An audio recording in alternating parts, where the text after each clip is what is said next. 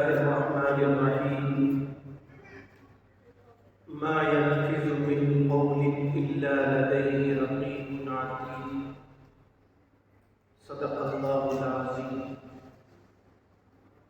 میرے محترم معزز ماں اور بہنوں، اللہ تبارک و تعالیٰ کا شکر ہے، احسان ہے کہ اس نے ہمیں محض دین کی باتیں سننے اور سنانے کے لیے جمع فرمایا۔ یہ دینی مجالس انسانوں کی ہدایت کا ذریعہ ہے۔ اللہ تعالیٰ نے قرآن کریم میں فرمایا وَذَكِّرْ فَإِنَّ الذِّكْرَىٰ تَنفَعُ الْمُؤْمِنِينَ۔ اے محمد صلی اللہ علیہ وسلم، آپ لوگوں کو نصیحت کرتے رہیے، بے شک نصیحت ایمان والوں کو نفع دیتی ہے۔ دینی مجلسوں میں آنے سے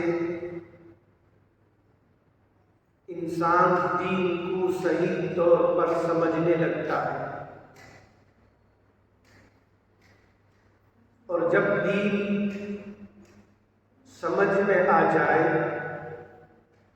تو پھر اس بندے اور بندی کے لیے عمل آسان ہو جاتا ہے۔ جو بھی دین کی باتیں انسان سننے لگتا ہے،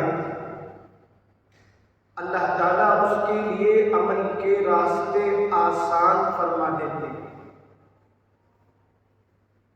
اللہ کے پیارے نبی صلی اللہ علیہ وسلم بھی جس طرح عورتوں کے لیے احکامات قرآن میں نازل ہوتے، تو وہ احکامات عورتوں کی مجلس میں بھی بیان فرمایا کرتے تھے، تاکہ امت کا یہ عورتوں کا طبقہ بھی دین سے واقفیت حاصل کرنا۔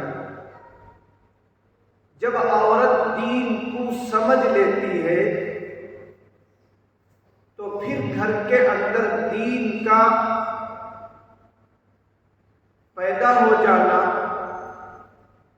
دینی ماحول آ جانا بہت آسان ہو جاتا ہے۔ دین جب زندگیوں میں ہوگا،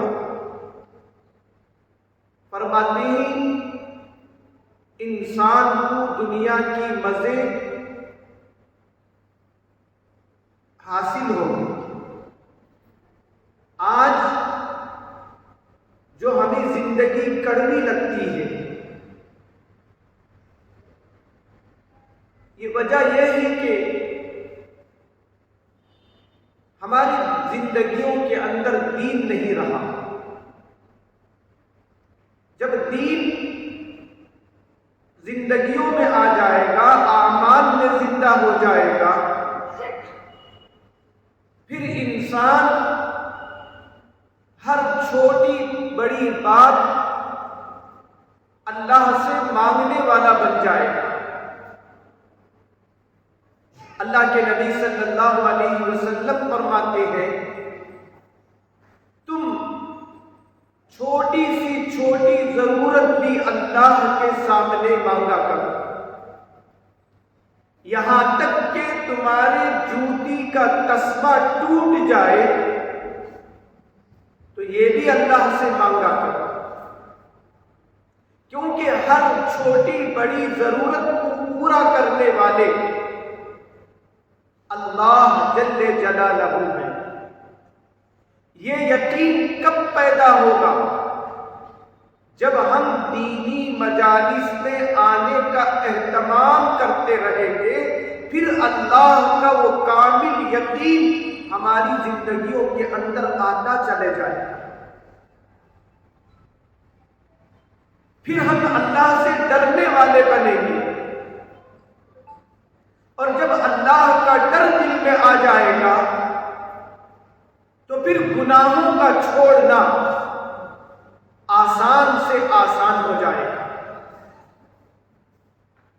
اللہ کے نبی صلی اللہ علیہ وسلم نے فرمایا، مسلمان وہ ہے جس کے زبان سے، جس کے عمل سے کسی دوسرے مسلمان کو، دوسرے انسان کو تکلیف نہ پہنچے۔ اللہ قرآن کریم میں ما یلفظ من قول الا لدیہ رقیب عتید، تم جو کچھ اپنی زبان سے بولتے ہو وہ سارے کا سارا ایک فرشتہ تمہارے پاس ہے، وہ لکھتا رہتا ہے، جسے قرآن نے کہا کرامن کاتبین، تمہارے ایک ایک عمل کو وہ لکھتا ہے،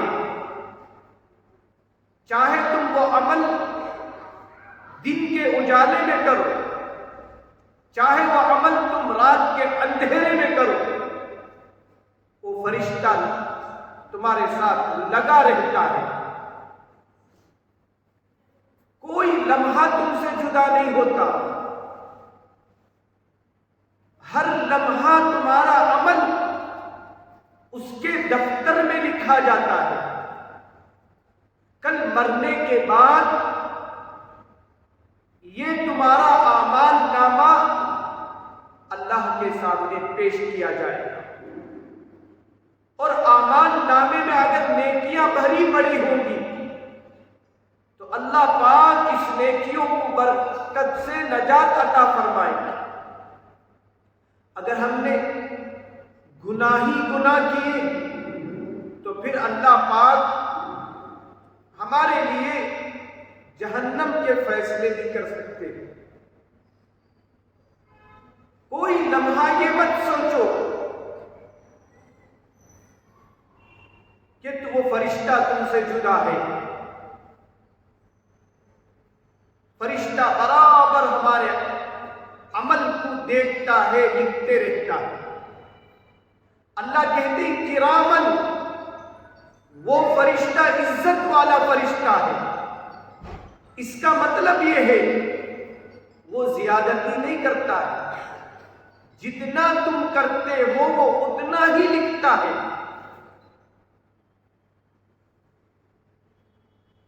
اسی لیے اللہ نے قرآن میں فرمایا کہ تمہارا ہر قول ریکارڈ کیا جاتا ہے، جو قیامت کے دن پلے کیا جائے گا، یعنی اسے سنایا جائے گا، وہ تمہارا اعمال تمہیں بتایا جائے گا، اور اللہ کہے کہ اقرأ کتابک، تم اپنے کتاب کو، نامہ اعمال کو دیکھو، تم نے میری عطا کی ہوئی زندگی کیسے گزاری۔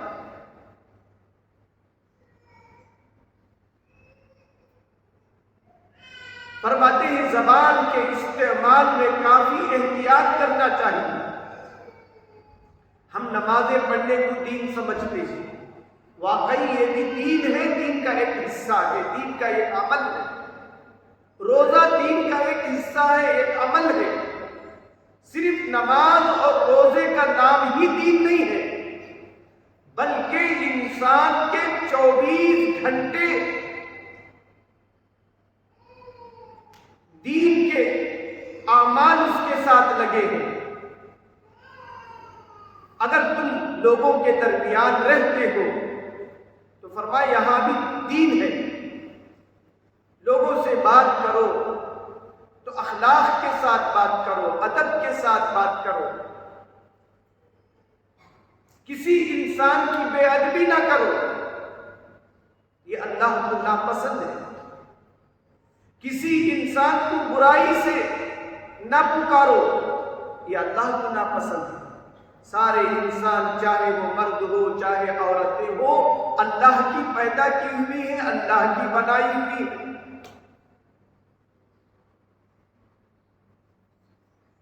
حدیث پاک میں آتا ہے ایک مرتبہ حضرت عائشہ رضی اللہ تعالی عنہ حضور اکرم صلی اللہ علیہ وسلم سے باتیں کر رہی تھی۔ باتوں بات میں حضرت صفیہ رضی اللہ تعالی عنہ کا ذکر آ گیا۔ حضرت صفیہ بھی حضور صلی اللہ علیہ وسلم کی بیوی تھی۔ حضرت صفیہ رضی اللہ تعالی عنہ کا جب ذکر آیا تو حضرت عائشہ رضی اللہ تعالی عنہ کی زبان سے نکلا ہی قصیرۃ، وہی صفیہ ہے جو پست قد ہے۔ اتنا کہنا تھا، اللہ کے نبی صلی اللہ علیہ وسلم کا چہرہ بدل گیا۔ آپ نے حضرت عائشہ رضی اللہ تعالی عنہ پر ناراضگی کا اظہار کیا۔ اے عائشہ، تم نے یہ کتنا بڑا جملہ کہہ دیا، دیکھنے میں تو چھوٹا ہے لیکن اللہ کے پیارے نبی صلی اللہ علیہ وسلم جانتے تھے اگر حضرت صفیہ تک یہ بات پہنچے گی تو حضرت صفیہ کا دل دکھے گا۔ یقیناً وہ پست قد ہے جسے ہم گڈی کہتے ہیں، لیکن اسے بولنے کی کیا ضرورت ہے؟ اگر وہ سنے گی تو یقیناً اس کا دل دکھے گا۔ اللہ کے نبی صلی اللہ علیہ وسلم کی یہ پسند نہیں کہ کوئی امتی کسی امتی کا دل دکھائے۔ آج ہم زبان کے استعمال میں احتیاط نہیں کرتی، جس کی وجہ سے ہمارے اچھے رشتوں میں دراڑ پیدا ہو جاتا ہے، اختلافات پیدا ہو جاتے ہیں، غیبتیں شروع ہو جاتی ہیں، خاندان ٹوٹ پھوٹ کا شکار ہو جاتا ہے ایک محض زبان سے غلط جملہ نکال دینے کی وجہ سے۔ آپ ہزاروں عبادت کر لیں، ہزاروں روزے رکھ لیں، لیکن آپ کے روزے رکھ لینے سے، نمازیں ادا کر دینے سے آپ کی زبان کو چھٹی نہیں مل جاتی کہ آپ جو چاہے جس کے بارے میں کہیں۔ یہ دین سکھاتا ہے کہ تم کسی کو تانے مت دو، دل دکھنے کی باتیں نہ کیا کر۔ اسی لیے حضرت عائشہ رضی اللہ تعالیٰ عنہ کے بارے میں آتا ہے وہ سارا وقت عبادتوں میں گزارتی تھی، سارا وقت عبادتوں میں گزار دیتی تھی۔ حضرت عائشہ رضی اللہ تعالیٰ عنہ حضور صلی اللہ علیہ وسلم کے وصال کے بعد تو اور بھی زیادہ عبادتوں میں لگ گئی۔ جب آدمی عبادت میں لگ جاتا ہے تو پھر وہ بہت سارے گناہوں سے بچنے والے ہو جاتے ہیں۔ اسی لیے حدیث میں آتا ہے من صمت نجا، جو خاموش رہتے ہیں وہ نجات پاتے ہیں، ان کی عزت ہوتی ہے۔ مذاق میں بھی کسی کا دل نہ دکھاؤ۔ ہم بعض اوقات بول دیتے ہیں کہ میں نے مذاق کی، بعض اوقات مذاق سے بھی کیا ہوتا ہے،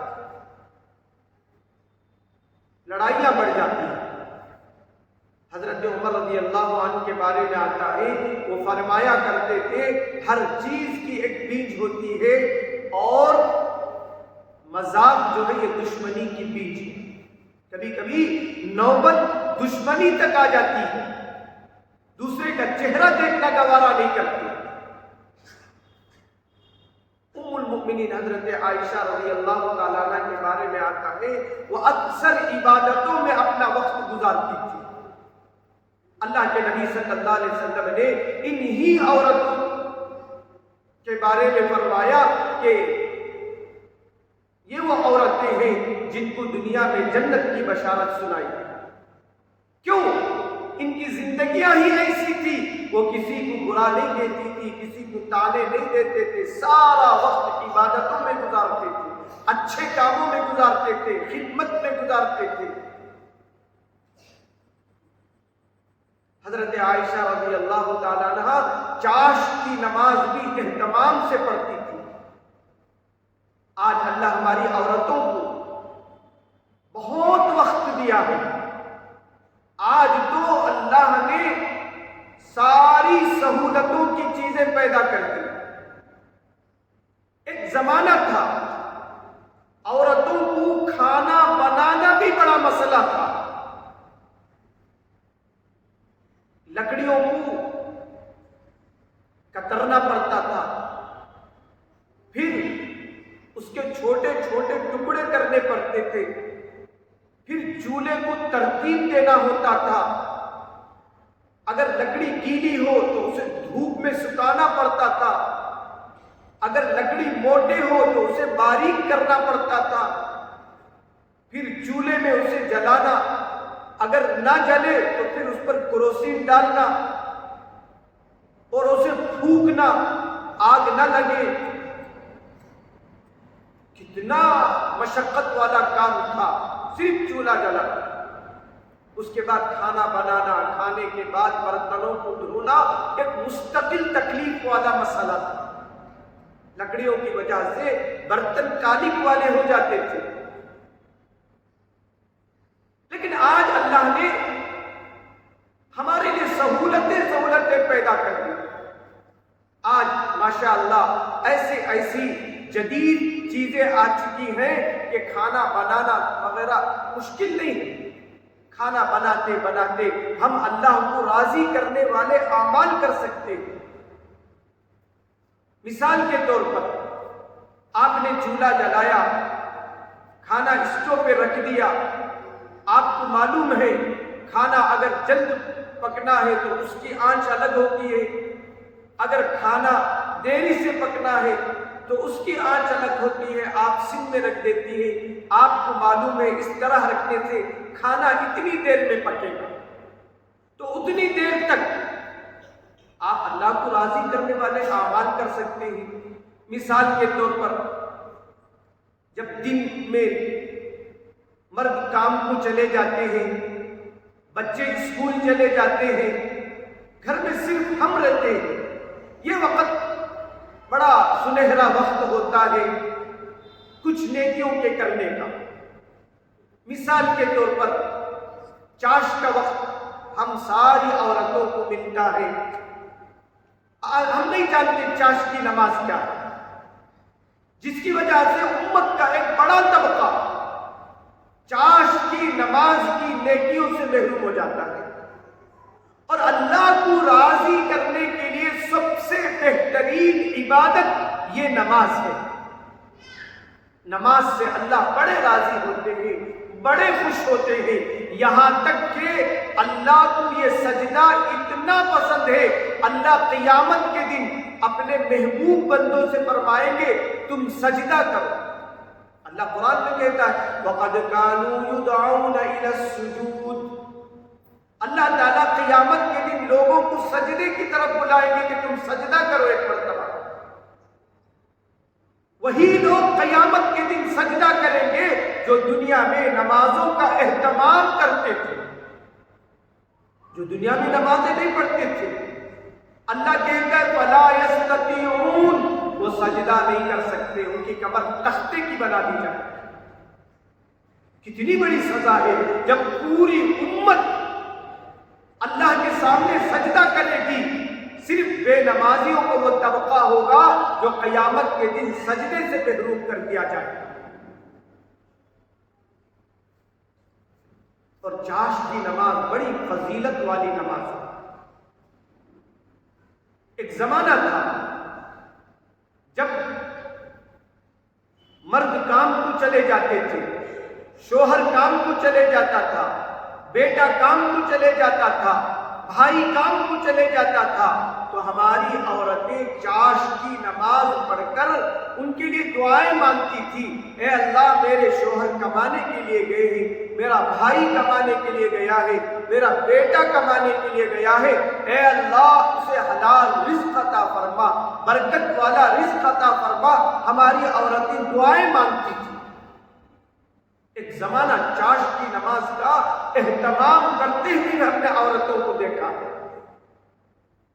اتنا دین تھا گھروں کے اندر۔ حضرت معاذہ رحمت اللہ علیہا حضرت عائشہ رضی اللہ تعالی عنہ کی ایک خاص شاگرد تھی۔ وہ فرماتی ہے، میں نے ایک مرتبہ حضرت عائشہ رضی اللہ عنہا سے پوچھا کہ حضور اکرم صلی اللہ علیہ وسلم چاشت کے وقت کتنی رکعتیں پڑھتے تھے؟ تو حضرت عائشہ رضی اللہ تعالی عنہ نے فرمایا کہ اللہ کے نبی صلی اللہ علیہ وسلم 4 رکعت نماز پڑھتے تھے چاشت کی۔ اس کے بعد فرمایا وَيَزِيدُ مَا شَاءَ اللَّهُ، اور اللہ کے نبی صلی اللہ علیہ وسلم 4 رکعت کے ساتھ کبھی 2 رکعت زیادہ کر لیتے، کبھی 4 رکعت زیادہ کر لیتے۔ اللہ تعالیٰ کی جتنی مشیت ہوتی اللہ کے نبی صلی اللہ علیہ وسلم نماز ادا کر لیتے تھے۔ تو چاشت کی نماز اللہ کے نبی صلی اللہ علیہ وسلم پڑھتے تھے، یہ وہ برکت والی نماز ہے۔ حضرت عائشہ رضی اللہ عنہا کے بارے میں آتا ہے، ان کا معمول تھا روزانہ کا وہ 8 رکعت چاشت کی نماز پڑھا کرتی تھی۔ حضرت عائشہ رضی اللہ عنہا فرمایا کرتی تھی، اگر میرے ماں باپ قبروں سے اٹھ کر آ جائیں، قبر سے اٹھ کر بھی آ جائیں اور مجھے ان کی خدمت کرنا پڑے تو میں ان کی خدمت کے ساتھ ساتھ چاشت کی نماز کا بھی اہتمام کروں گی، کسی نہ کسی طریقے سے وقت نکال کر میں چاشت کی نماز پڑھوں گی، چاشت کی نماز کبھی نہیں چھوڑوں گی۔ اور امت نے دیکھا حضرت عائشہ رضی اللہ تعالیٰ عنہ اس کا موت تک اہتمام فرمایا کرتی تھی چاشت کی نماز کا۔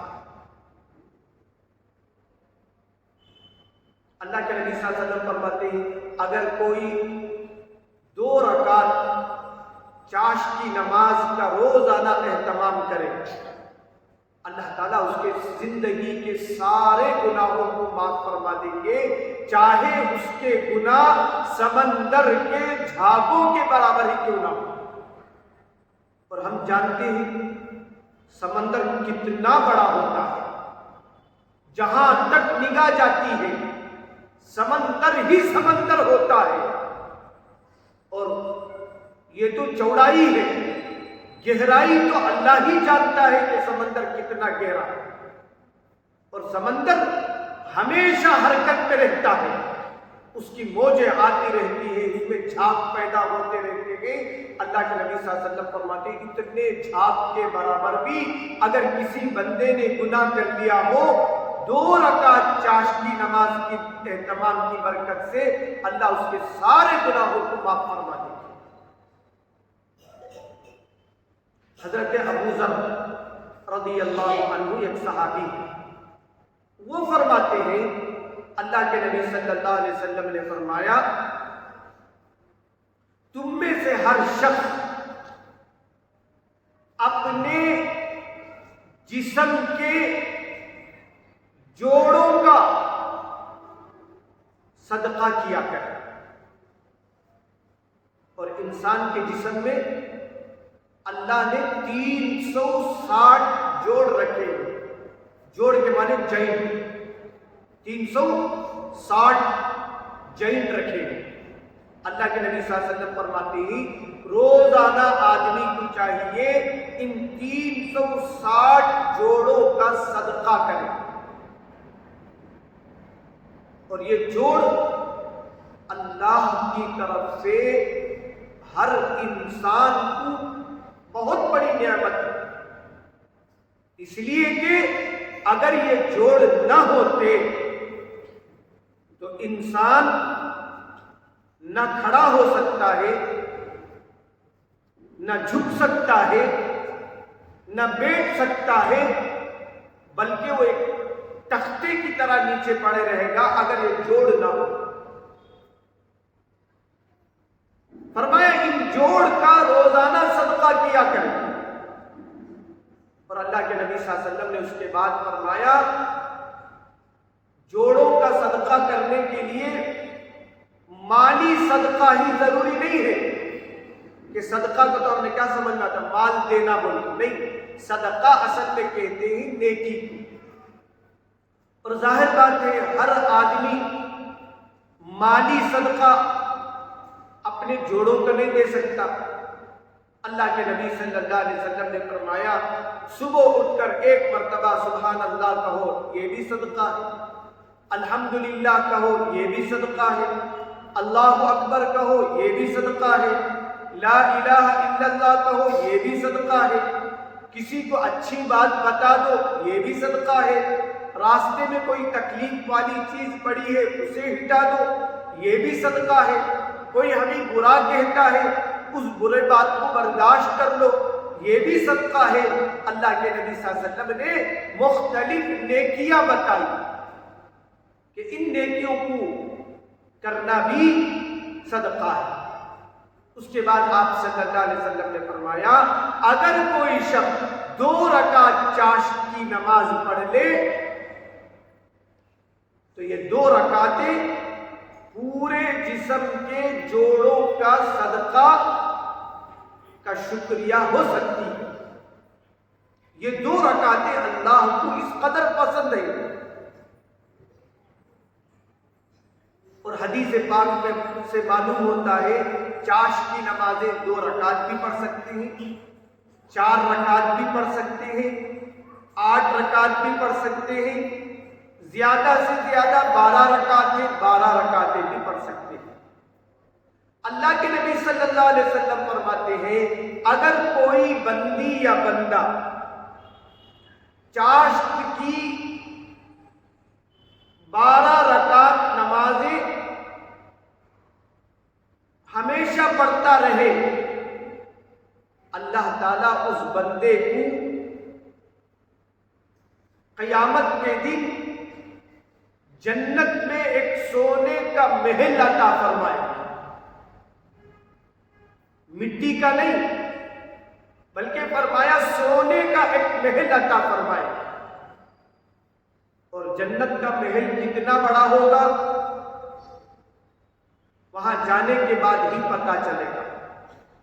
اللہ کرے کہ اللہ ہم سب کو جنت میں داخل کرائے، ان سونے کے محلوں میں اللہ تعالی ہمیں داخل کرائے، یہ سونے کے محل ہمارے لیے واجب فرمائے۔ ہمیں کیا کرنا ہے؟ چھوٹا سا عمل کیا ہے؟ چاشت کی نماز کا اہتمام کرنا ہے۔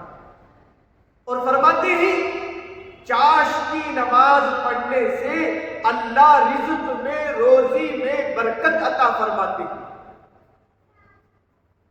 آج ہماری بہت ساری عورتیں ہوتی ہیں جن کے پاس بہت وقت ہوتا ہے، انہیں چاہیے کہ 12 رکعت نہیں پڑھ سکتے تو 2 رکعت 4 رکعت 8 رکعت جتنا ہو سکے اس نماز کا اہتمام کریں۔ پتہ نہیں کون سی عبادت کون سا عمل دین اور دنیا میں ہمارے لیے برکت کا ذریعہ بن جائے۔ حضرت عائشہ رضی اللہ تعالیٰ عنہ نے اس کا موت تک اہتمام فرمایا۔ عام طور پر دیکھا جاتا ہے عورتیں نمازوں کے معاملے میں سستی کرتی ہیں، جبکہ عورتوں کے بارے میں مسئلہ یہ ہے کہ عورتوں کو چاہیے کہ وہ اول وقت میں نماز پڑھ لیں۔ اگر اول وقت گزر جاتا ہے تو پھر شیطان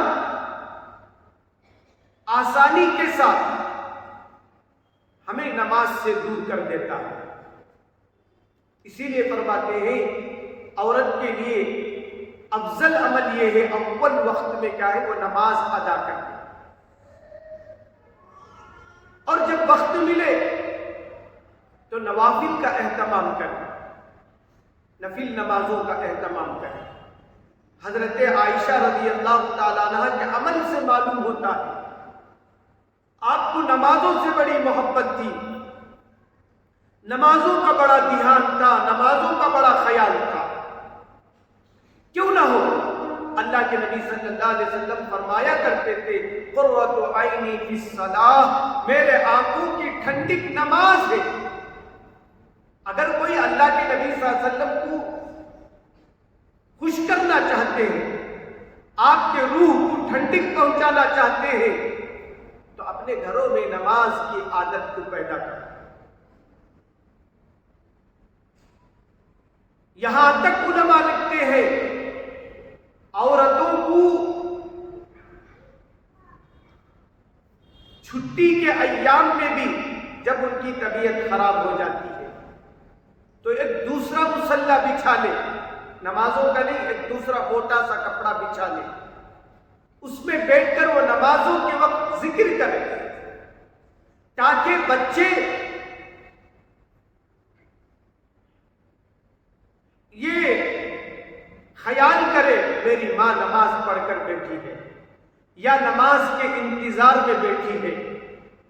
اب جب بچے بڑے ہوں گے تو ان کو یہ سمجھ میں آئے گا کہ ہماری والدہ کبھی نماز نہیں چھوڑتی، فرماتی چھٹی کے ایام میں بھی ایک موٹا سا کپڑا بچھا کر وہ بیٹھ جائے، اس میں ذکر کرے، تاکہ گھر کے اندر نماز کا ماحول پیدا ہو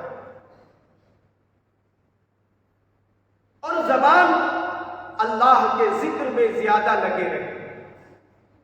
اسی لیے فرماتے ہیں نماز سے فارغ ہونے کے بعد ذکر کا اہتمام کیا جائے۔ ذکر کیا ہے؟ فرماتے ہیں روزانہ سبحان اللہ، الحمدللہ، لا الہ الا اللہ، اللہ اکبر، ہر نمازوں کے بعد اسے پڑھنے کا اہتمام کریں۔ خاص طور پر نمازیں پڑھنے کے بعد استغفر اللہ، استغفر اللہ، استغفر اللہ پڑھیں۔ کیوں؟ استغفر اللہ کا مطلب یہ ہے اے اللہ جیسی طرح عبادت کرنا تھا، نماز ادا کرنا تھا، اے اللہ میں وہ نماز اس طریقے سے نماز ادا نہیں کر سکتی۔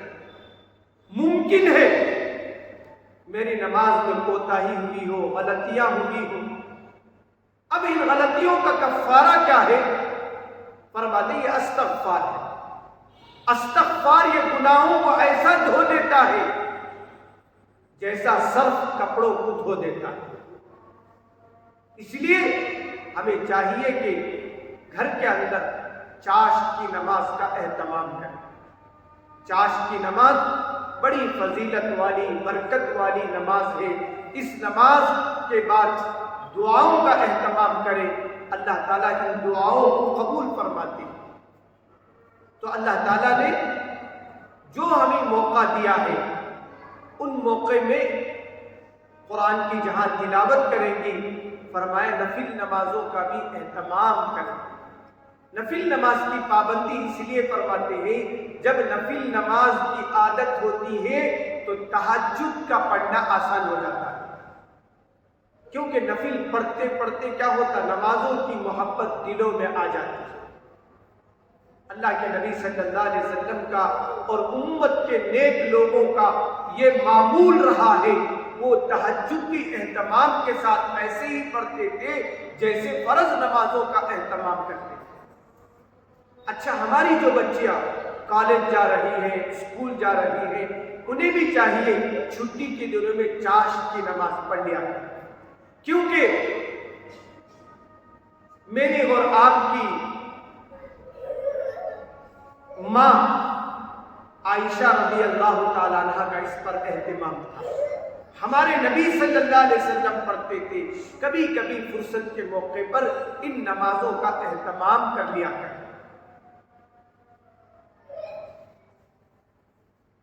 اللہ تعالیٰ سے دعا ہے اللہ تعالیٰ ہمیں ان باتوں پر عمل کی توفیق عطا فرمائے۔ حدیث میں آتا ہے اللہ جس بندے پر مہربان ہوتے ہیں اس کی چھوٹی نیکی کو بہانہ بنا دیتے ہیں۔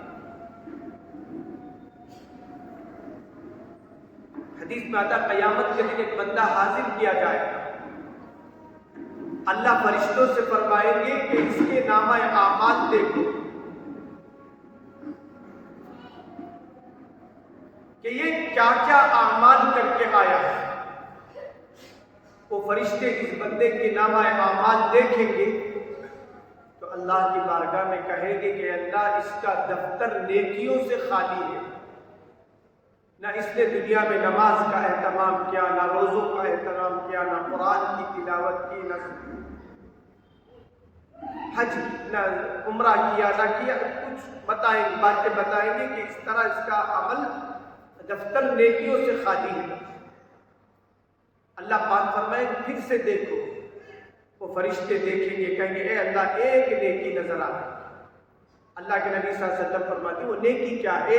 وہ بندہ دنیا میں تجارت کرتا تھا، بیپار کرتا تھا، اپنے نوکروں سے وہ یہ کہہ رکھا تھا اگر کوئی آدمی تم سے ادھار لے لیا ہے، قرض لے لیا ہے، اگر وہ بندہ تنگ دست ہے، فقیر ہے، محتاج ہے، کچھ دنوں کی مہلت چاہتا ہے تو تم اس کے ساتھ نرمی کا معاملہ کرو۔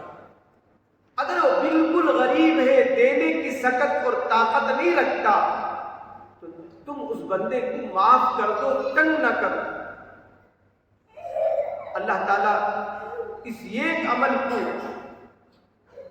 پسند فرمائیں گے اور اس بندے کو جنت عطا فرما دیں گے کہ وہ بندوں کے ساتھ نرمی کرتا تھا، مہلت دیتا تھا۔ تو اللہ مغفرت کے لیے نیکیوں کو بہانے بناتے ہیں۔ ہمیں چاہیے ہر نیکی کا اہتمام کرنے والے بن جائیں۔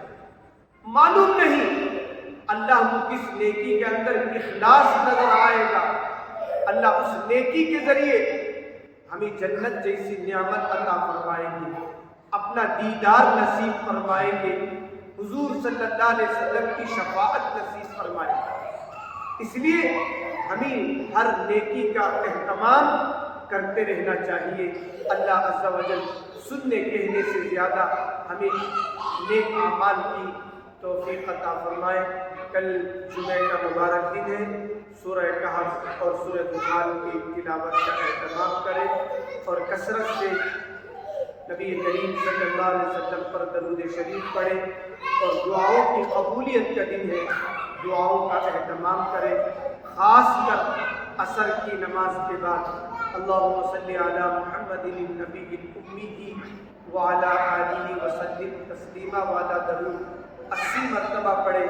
اللہ پاک اس کی برکت سے 80 سال کے ہمارے گناہوں کو معاف فرماتے ہیں۔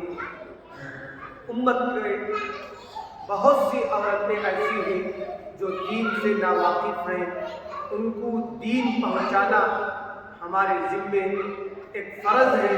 ہمیں چاہیے کہ اپنے آس پاس کے عورتوں کو اور اسی طرح اپنے رشتہ دار عورتوں کو اور جاننے پہچاننے والے عورتوں کو اس دینی مجلس میں لے کر آئے، ان کو ترغیب دے تاکہ دین ان کے اندر بھی آ جائے۔ جب دین ان کے اندر آ جائے گا اور جتنے وہ نیک اعمال کریں گے اور ان کے ذریعے دین جب تک لوگوں میں زندہ رہے گا، اللہ تعالیٰ اس کا ثواب، اس کا اجر، اس کی نیکیاں برابر ہمارے اعمال میں بھی لکھتے رہیں گے۔ لہذا بہت سے خواتین ہیں جو دین نہ جاننے کی وجہ سے گناہوں میں مبتلا ہے، یہاں تک کہ کافروں کے ساتھ بہت ساری عورتیں بے پردہ ہو چکی ہیں، اس لیے کہ وہ اپنے دین کی، ایمان کی عظمت کو نہیں جان سکی۔ ان بیچاریوں کو اگر دین و ایمان سمجھ میں آ جائے گا تو ہم سے بڑھ کر اللہ کو راضی کرنے والی بن جائیں گی۔ تو ہماری ذمہ داری ہے ہم پوری امت کی عورتوں کی فکر کریں، امت کے بیٹیوں کی فکر کریں، ان کو دین سمجھانے کے لیے دینی مجالس میں لے کر آئے، علماء کے بیانات سنائے، تاکہ ان کے گھر کے اندر دینی ماحول پیدا ہو، وہ اللہ کو منانے والی، اللہ کو راضی کرنے والی، اللہ کی اطاعت کرنے والی بن جائے۔ اللہ تعالیٰ سب کے لیے دین پر چلنا آسان فرمائے۔ یا ربی لک الحمد کما ینبغی لجلال وجهک وعظیم سلطانک، اللہم صل علی سیدنا مولانا محمد وعلی آل سیدنا مولانا محمد وبارک وسلم۔ ربنا آتنا في الدنيا حسنة وفي الآخرة حسنة وقنا عذاب النار یا ارحم الراحمین و یا اکرم الاکرمین۔ اے اللہ ہم سب کے اور عالم کے مسلمانوں کے گناہوں کو معاف فرما۔ اے اللہ ساری دنیا کے انسانوں کو ہدایت عطا فرما۔ اے اللہ تیرا دین بڑا قیمتی ہے، اے اللہ اس دین پر ہمیں چلنے کی توفیق عطا فرما۔ اے اللہ ہم چاہے نہ چاہے مولا تیرے دین کی طرف ہمارے دلوں کو پھیر دے۔ اے اللہ نیک اعمال پر ہمیں لگا دے۔ اے اللہ بری اعمال سے ہم سب کی حفاظت فرما لے۔ اے اللہ یہ ایمان تیرے پاس اتنا قیمتی ہے، اے اللہ اسی ایمان پر تو جنت کے فیصلے کرتا ہے۔ اے اللہ آج امت کا ایمان خطرے میں پڑا ہوا ہے۔ اے اللہ ہماری کتنی عورتیں ایمان کی حقیقت نہ جاننے کی وجہ سے اے اللہ ایمان سے کوسوں دور ہو چکی ہیں۔ اے اللہ ان سب کو ایمان کی سمجھ عطا فرما دے، ایمان کی قدر عطا فرما دے۔ اے اللہ یہ مبارک مجلسیں ہمارے دلوں میں تیری محبت کو پیدا کرتی ہے۔ اے اللہ ہمیں بار بار حاضر ہونے کی توفیق عطا فرما۔ اے اللہ جتنی مستورات یہاں آئے ہیں اے اللہ ان سب کو اے اللہ دین پر چلنا آسان فرما دے۔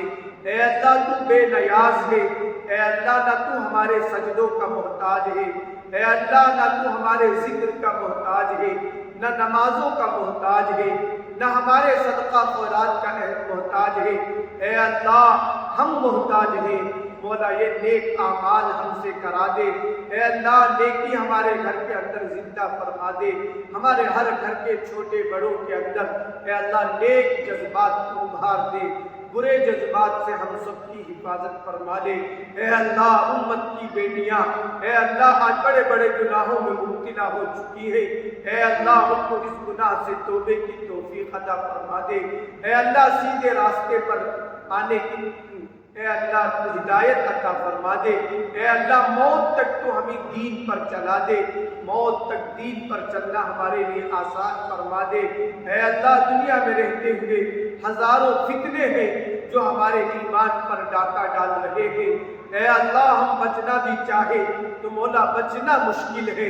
اے اللہ تو اپنے کرم سے ہمیں بچا لے، امت کو بچا لے۔